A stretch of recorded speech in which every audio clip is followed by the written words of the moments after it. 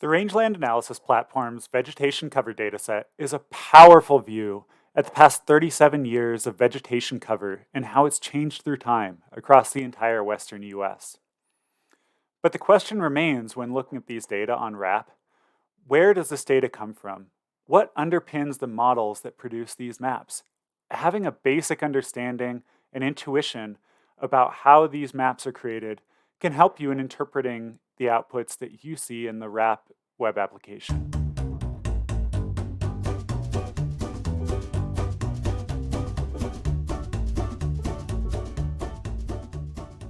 When you go to rangelands.app and open up the vegetation cover dataset, you'll see 5 datasets: perennial foreign grass, annual foreign grass, shrub, tree, and bare ground. But the question we seek to answer with this video is, where do those datasets come from? Well, for the vegetation cover dataset, we use an observation model. This is as opposed to a process-based model, which we use for the herbaceous biomass dataset, and we'll talk about in a short video coming up. An observation-based model. You may be asking, what types of observations are we talking about?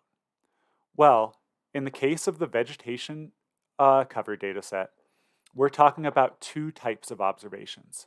The first is satellite data, and the second is field vegetation data. And these are both tied together by cloud computing. Okay, let's look at both of these datasets and the cloud computing in slightly more detail. We'll start off at a high level looking at the satellite data. Our satellite data come from the Landsat program, which is a joint program between the US Geological Survey and NASA, and has been surveying the Earth for over 36 years. It covers the globe every 16 days, and you can see what these coverages look like on day 1 and day 15 of any cycle. It's been doing this for 36 years, and that's a lot of images. In fact, in September, they surpassed 9 million images in the Landsat archive. Landsat is considered a moderately high spatial resolution satellite. It's 30-meter spatial resolution, which means that each pixel in the image equates to 30 by 30 meters on the ground, which is roughly the size of a baseball diamond. This is a powerful data set, but at the same time, it doesn't tell us about the vegetation types that are on the ground. And for that, we need field data.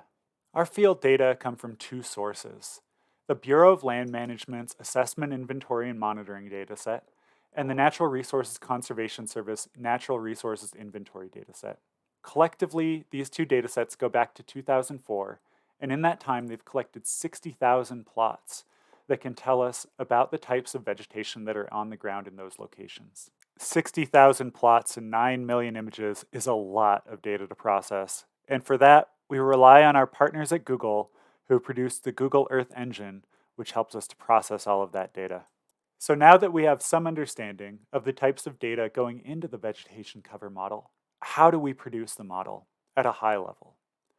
Well, from the field data, we take observations of our vegetation classes of interest for each plot in the dataset. And then for our satellite data, we take images from 6 different times of the year that can relate to different phenological patterns: green up and senescence, all of these different periods. For each of those images, Landsat measures 7 different types of reflectance as well. And finally, we throw in a spatial location variable because we know how much rangelands vary across the western US. We take all of this data and give it to a machine learning model. The machine learning model finds patterns between the vegetation classes on the ground and the satellite data from the Landsat program. Based on the relationships between those 2 datasets, the machine learning algorithm produces a model that makes explicit those relationships between the remote sensing satellite data and the field vegetation characteristics we're ultimately interested in. Then, we can take that model and apply it to all of the Landsat data, going back to 1984, even before we had field data. And using those relationships, we produce maps of the vegetation characteristics we're interested in: annual herbaceous, perennial herbaceous, shrubs, trees, and bare ground. And we don't just do this for one point in time. We produce it for every year going back to 1984. Thank you for joining me for this short video on the vegetation cover dataset in RAP. If you have any questions or comments, please leave them in the comments below, and I'll see you next time.